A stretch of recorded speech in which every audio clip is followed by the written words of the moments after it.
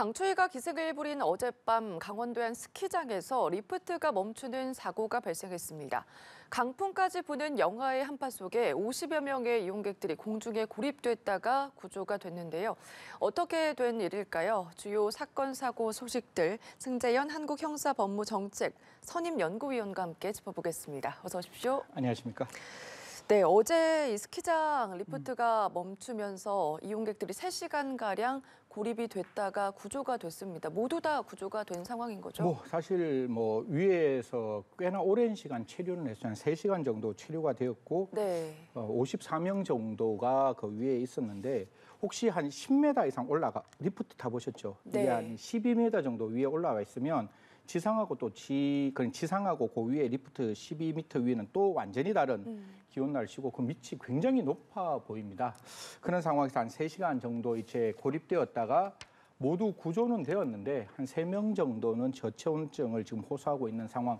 다행히 인명 피해는 없었다라는 말씀 드리겠습니다. 우선 사고 원인도 궁금하거든요. 왜 갑자기 리프트가 멈추게 된 건지 조사 중인데 사고 원인이 나왔습니까? 사실 저도 이 부분이 굉장히 좀 이렇게 알고 싶은 부분이에요. 저도 사실 리프트 위에서 한 번 정도 저렇게 고립이 됐던 적이 있는데 네. 사실 그 고립되었던 게 두 가지 측면에 지금까지 나와 있는 그 그러니까 리프트가 고장났는 이유는 두 가지입니다. 하나는 정기 점검이 잘못되었다. 그래서 기계의 결함이 있는 부분이 하나와 갑자기 온도가 급강하해서 네. 기계의 오작동이 발생한다. 사실 KTX 같은 경우에도 굉장히 그러니까 갑자기 기온이 내려가면 기차가 좀 연착되는 경우도 있고 어떤 기기를 조작하는 그게 오작동도 하는 경우가 있어서 사실 기온이 급강하했기 때문에 이런 일이 일어날 수도 있는데 저는 두 가지 다 말씀드리고 싶은 게 그렇게 점검을 잘 못해서 기계의 오류가 발생했다는 것도 저는 인재라고 생각을 하고 네. 지금 대한민국의 그 기상 정보는 굉장히 정확한 정보예요. 그리고 그 온도가 떨어진다는 건 이미 예견되어 있었고 스키장은 언제 운영하는 거죠? 겨울에 네. 하는 거잖아요. 겨울 중에서도 어떻게 보면 눈보라를 헤치고 그 스키장을 내려오는 그 많은 스키 동호회 분들의 즐거움을 위해서 만들어 놓은 장소라면 저는 기온이 내려가는 거는 당연히 고려돼야 될 상수인 거죠. 그게 변수가 될 수는 없잖아요. 그럼에도 불구하고 기온의 급강하 혹은 지금 밝혀져야 되겠지만 기계 결함의 오류라면 이 부분에 대해서는 정말 소소하지만 행복한 어떤 그 느낌을 가지기 위해서 간 스키를 타는 취미를 하시는 분들에게 굉장히 큰 실망감을 안겨준 사건이 아닌가. 그래서 이 사고 원인도 지금 네. 경찰에서 밝히고 있다니까요. 반드시 밝혀져야 한다는 말씀 드리겠습니다. 네, 요 근래 날씨가 굉장히 추웠잖아요. 강원도의 날씨도 영하 17도, 18도 이 정도 된 것으로 확인이 되고 있는데 말씀해 주신 것처럼 미리 인지를 했어야 됐다. 이렇게 그렇죠. 말씀을 좀 해주셨습니다.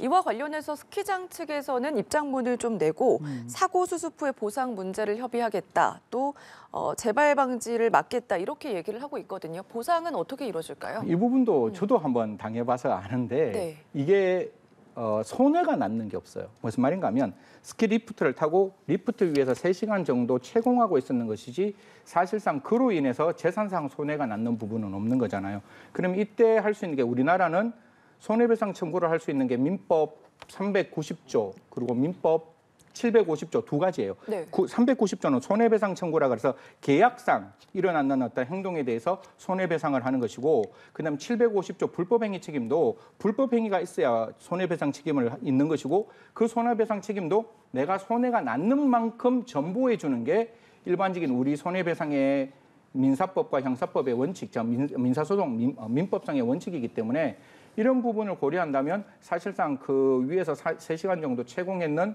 손님들, 스키를 취미로 가신 분들에 대한 위자료 청구 정도가 되는 부분인데 사실 이런 부분들이 법원이 직권 판단하는 상황이라서 그 금액이 얼마만큼 나올지도 사실은 확실하지 않는 부분이에요. 그래서 저는 아까 제가 제일 처음에 첫머리에 제가 이런 말씀 드렸잖아요.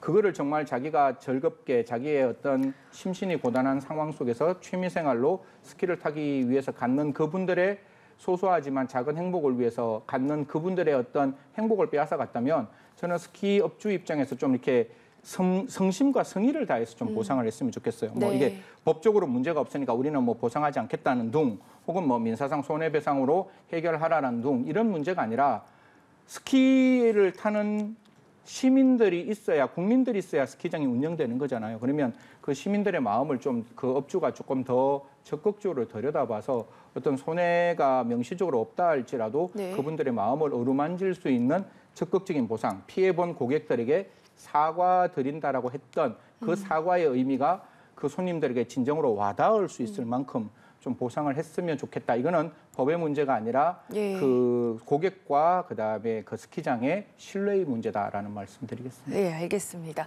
다음 사건도 한번 짚어보겠습니다. 술에 취한 손님에게 이제 계산을 해주겠다. 카드 등을 가로챈 술집 사장이 이제 구속이 됐습니다.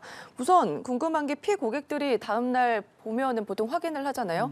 예상보다 많은 금액이 찍혀 있으면 얘기를 했을 텐데 이게 지난 7월부터 있었던 범행이거든요. 왜 그런 건지도 짚어주시죠. 사실 먼저 뭐 신고를 사후에 하지 않았다는 손님들의 문제가 아니라 네. 그 손님들은 조금 이따 저희들이 다시 한번 들여다볼 건데 이 업주가 너무 나쁜 사람 아니에요? 예. 어떻게 아니 술을 먹었으면 술값만큼 금액을 청구하는 게 맞지 이렇게 이야기를 했다라고 언론에서 나와 있는데 이것도 좀 수사를 통해서 우리가 조금 더 사실상 피해 사실 공표가 워낙 안 되고 있기 때문에 저희들도 사건을 이렇게 그 퍼즐 맞추듯이 하나씩 그냥 맞추어 가야 되는 건데 어떻게 했느냐 언론에서 나온 이야기 한 가지만 시청자 여러분께 말씀을 드리면 뭐 저야 술을 정말 못 먹는 사람인데 술을 먹으면 약간 정신이 이제 혼미해질 수가 있잖아요. 많이 먹으면 나 힘들어 이러고 있으면 간다는 거예요. 가가지고 손님, 아유 힘드신데 잠시 계세요. 제가 제 사장인데 제가 계산해 드릴게요. 네.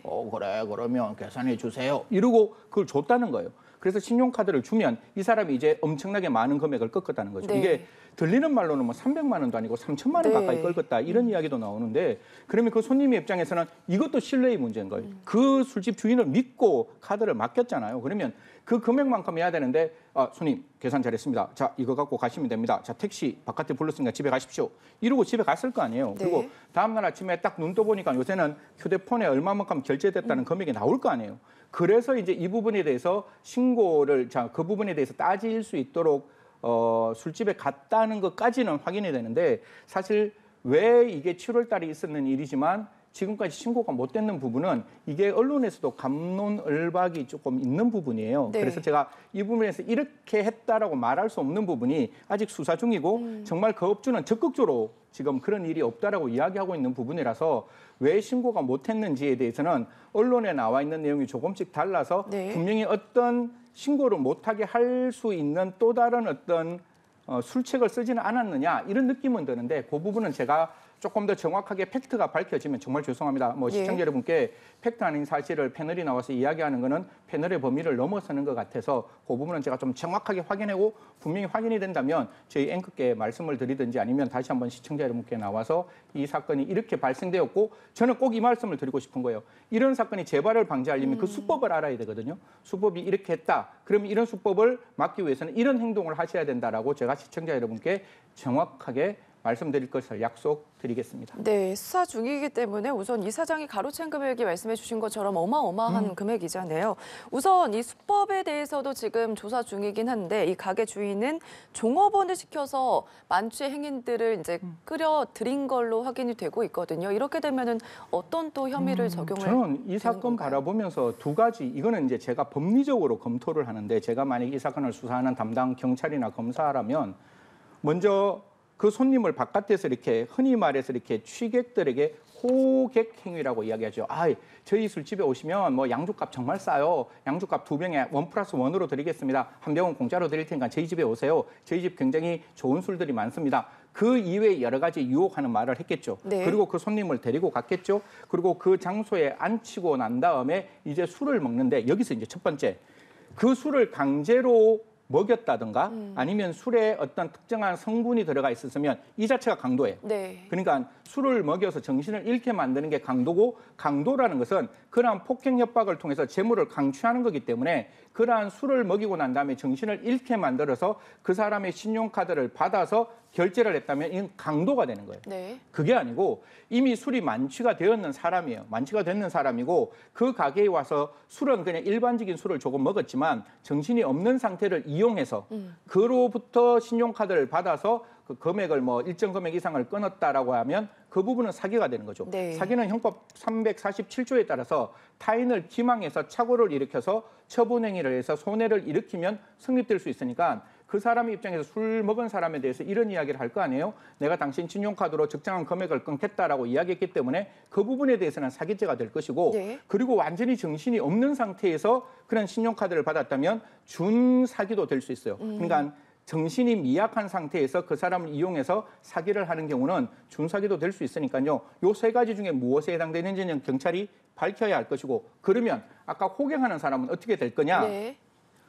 형법에 보면 형법 30조에 공동정범이라는 게 있어요. 공동정범은 공동가공의 의사를 가지고 공동가공의 행위를 하면 범죄가 성립되는 건데 그 행위라는 것은 구성요건적 행위가 될 필요가 없어요. 강도를 하는 강도 행위일 필요가 없이 그 범죄에서 필수 불가결한 역할 담당, 그 바깥에 있는 손님을 이 가게에 데리고 오지 않았다면 이러한 취객으로부터 금전을 편취하거나 강취할 수 없던 사정이 있는 거잖아요. 그러면 그 취객을 호객하는 사람은 이 범죄에 있어서 필수 불가결한 행위를 했기 때문에 그 호객을 했는 사람은 저는 방조범이 아니라 공동정범으로 처벌해야 된다. 분명히 이 사람이 그 호객을 해서 손님에게 돈을 강취하는 거를 이 바깥에 있는 호객하는 사람도 알고 있었고 네. 그 호객을 통해서 범죄의 필수 불가결한 역할을 했다면 그건 공동정범이 되는 거죠. 그러면 아까 제가 말씀드렸다시피 강도는 3년 이상의 징역이 되는 것이고 네. 사기는 10년 이하의 징역이 되는 거예요. 그러니까 둘 다 공동정범으로서 처벌해야 되지 않느냐. 그리고 시청자 여러분 연말입니다.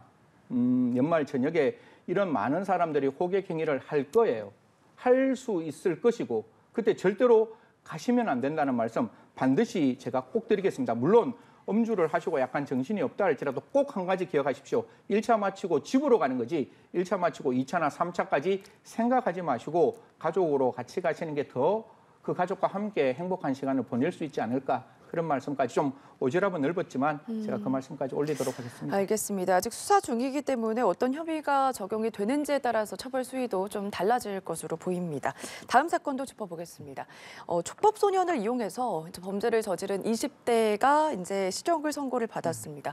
중학생들에게 도둑질을 시켰다면서요. 저는 세상이 이렇게 강박해서는 안 된다라는 생각을 해요. 물론 뭐 범죄를 연구하는 사람, 범죄를 어떻게 처벌할까라는 걸 고민하는 사람이 범죄의 선이라는 걸 이야기하는 게 앞뒤 맞지 않는 이야기도 앞뒤가 맞지 않는 이야기일 수도 있지만 네. 범죄도 저는 선이 있다라고 생각을 하는데 우리 세상의 미래를 짊어지고 가야 될 14세 미만인 촉법소년, 적어도 중학교 1학년 내지 초등학교 6학년인 아이들이에요. 이 아이들에게 성인이 이 아이에게 범죄를 시킨다는 게 저는 정말 있을 수 없는 일이라고 생각하고 이런 일이 일어나는 거는 정말 우리 어른들이 심각하게 반성해야 되고 이렇게 청소년을 이용해서 범죄를 범하게 만든 성인은 반드시 일벌백계 해야 된다라고 저는 이야기를 드리고 싶습니다. 지금 20세가 13세 정도 되는 그 촉법소년을 이용해서 절도를 했다는 이야기가 나오는데요. 여기서 그치지 않고 더 아연 실색할 수 있는 부분은 이 13세 아이들이 겁났을 거 아니에요. 네. 나 범죄하기 싫어요. 저 범죄 안 하고 싶어요. 라고 이야기를 할 때 이 성인들이 이 아이들에게 폭행과 협박을 했다는 게 저로서는 더 아연실색할 수밖에 없는 그런 상황이라는 말씀 드리겠습니다. 네, 이 남성에 대해서 적용된 혐의도 굉장히 많습니다. 네. 우선은 이 중학생들한테 협박까지 한 것으로 알려지고 있거든요. 그렇다면 아동학대 혐의 적용은 어떻게 볼 수가 있을까요? 지금 15개 정도 범죄가 지금 시청자 여러분께 이 15개를 다 나열하면 제가 갖고 있는 그냥 법적 지식을 그냥 보이는 듯해서 그냥 네. 15개인데 아동을 학대했다는 건 이런 거예요. 아동에게 폭행 협박을 하고 아동을 방임하고 아동에게 정서적 어떤 그 방임을 했을 때 성립되는 건데 아동 학대도 되지만 네. 문제는 이것이 아동이라는 건 19세까지 가능합니다. 그러니까 우리가 뭐 3살, 4살, 5살뿐만 아니라 충분히 13세, 14세, 15세도 아동이라는 개념 속에 포함된다는 거 먼저 말씀드리고 아동에게 학대를 했을 뿐만 아니라 이렇게 물리적으로 빵 이렇게 때렸는 거잖아요. 네. 이렇게 때린 건 이건 폭행인 거예요. 그러니까 아동 학대뿐만 아니라 형법상의 폭행도 성립될 수 있고 아이들에게 너가 이런 행동하지 않으면 내가 이렇게 너희들한테 위해를 가할 거야. 그 위해를 가했다는 거는 협박이 될 수 있는 거예요. 네. 그리고 폭행을 할 때 만약에 볼펜 하나만 딱 들어도 이거 특수협박, 특수폭행이 될 수 있거든요. 볼펜 들고 때리면 특수폭행, 볼펜 들고 그 사람에게 위해를 가하면 특수협박. 그리고 이 사람들은 그러다 보니까 말을 다 하게 됐는데 자동차를 운전하는데 무면허였다는 거예요. 그러니까 무면허를 통해서 아이들에게 그 돈을 훔칠 사람을 물색을 시켰으니까 무면허 운전까지 되는 것이고 어떻게 보면 범죄를 헤아려도 그 헤아림이 부족할 만큼 많은 범죄를 이 성인들이 저질렀다는 말씀까지 꼭 함께 드리도록 하겠습니다. 어쨌든 이 학생들은 촉법 소년이잖아요. 그렇게 된다면 이 범행에 가담을 했는데 어떤 처벌을 받게 되는지도 궁금하거든요. 앵커한테 한번 제가 예를 들어볼게요. 이건 그냥 네. 예예요. 제가 앵커한테 협박을 해요. 만약에 앵커, 저에게 이런 질문을 하지 않으면 이거 예입니다. 제가 어머니에게 나쁜 행동을 할 거예요. 앵커 어머님에게 나쁜 행동을 할 거예요. 저한테 꼭 이런 질문을 해주세요. 라고 이야기를 하고 앵커가 그런 질문을 했어요. 네. 그럼 앵커를 우리가 비난할 수 있을까요? 여기 있는 PD들이 왜 승재한테 저런 질문을 해? 라고 비난할 수 없는 거잖아요. 왜냐하면 나의 친척이나 형제에 대한 저항할 수 없는 폭력, 그 협박을 방어할 방법이 없는 협박이었다면 네. 그 협박과 폭행에 따라서 행동을 했을 때 우리는 그 사람을 비난할 수 없는 겁니다. 이게 형법상 강요된 행위이기 때문에 13세 아이들이 촉법소년으로 가더라도 보호 처분을 받을 수 있는 가능성이 열려 있는 거잖아요. 하지만 어른들의 이러한 폭행과 협박에 따라서 하는 수 없이 범행을 저질렀다면 누가 이 초등학생들에게 비난을 할 수 있겠습니까? 그래서 그 성인들이 이 촉법소년에게 어떠한 폭행과 협박을 했는지에 따라서 이 아이들이 했는 절도는 강요된 행위로 책임이 조각될 수 있는 비난할 수 없는 행동이 될 수 있기 때문에 이 부분에 대해서도 촉법소년들에서 그냥 보호 처분을 무조건 하겠다라고 그렇게 수사를 하는 게 아니라 이 성인들이 얼마나 악랄한 방법으로 이 소년들에게 폭행 협박을 했는지 그 폭행 협박의 내용을 알고 아이들이 정말 피할 수 없는 폭행과 방어할 방법이 없는 협박 때문에 네. 이런 행동을 했다면 저는 강요된 행위로 처벌해서는 안 된다라는 말씀까지 드리겠습니다. 네, 알겠습니다. 우선 그리고 촉법소년 지금 관련해서 문제를 두고도 사회적으로도 굉장히 고민이 많은 상황입니다. 지금 이런 상황도 저희가 얘기를 해드렸지만 지금 촉법소년이 처벌을 받지 않는다. 이 부분을 알고 악용하고 있는 거잖아요. 이런 걸 봤을 때 어떤 변화가 좀 필요하다 이렇게 보세요. 지금 사건은 두 가지예요. 촉법소년이 그 촉법소년이라는 걸 알고 자기가 범죄를 저지르는 촉법소년과 네. 촉법소년이 처벌받지 않기 때문에 성인이 촉법소년을 이용하는 범죄. 지금에 나와 있는 많은 범죄는 촉법소년이 처벌받지 않기 때문에 성인이 촉법소년을 악용하는 거거든요. 이런 경우에 있어 성인들은 저는 정말 한치의 관용도 없어야 한다. 이거야말로 정말 엄혹하게 처벌해야 되고 이 성인에게 줄 수 있는 최고의 법정형을 저는 부과해야 된다는 것이고 그 청소년들이 악의적으로 촉법이라는 걸 이용해서 범죄를 저질렀다면 가장 중요한 건 그거죠. 그들이 악의적으로 범죄 저지르는 그들의 성향을 고쳐나갈 수 있는 교정의 행형을 잘 만들어야 된다는 거예요. 그게 보호처분이면 보호처분대로 촉법소년 나이가 낮추어져서 형사처벌로 가면 형사처벌로 가는 그 방향대로 둘 다 보호처분이건 형벌이든 그 아이들의 재범을 방지할 수 있는 아이들의 성향을 교정할 수 있는 교정 프로그램을 하루속히 국가가 만들어야 한다는 말씀까지 드리도록 하겠습니다. 네, 알겠습니다. 오늘 여기까지 들어보겠습니다. 지금까지 승재현 한국형사법무정책 선임위원과 함께했습니다. 고맙습니다.